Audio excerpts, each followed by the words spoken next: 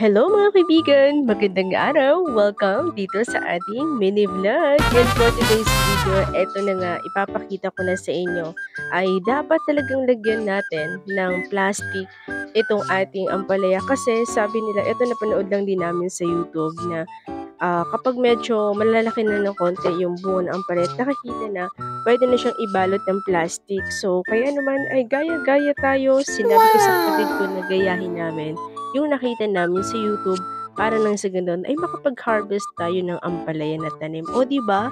Shala, mukha atang puro ampalaya na lang ang content natin dito sa Facebook. By the way, i-share namin sa inyo at ipapakita namin sa inyo sa mga susunod na araw kung gaano nakarami ang bunga ng aming mga tanim. O, di ba? So, hanggang dito na lang mga kaibigan. Gusto ko lang magpasalamat sa lahat ng mga viewers natin. Thank you so much sa inyong lahat and God bless.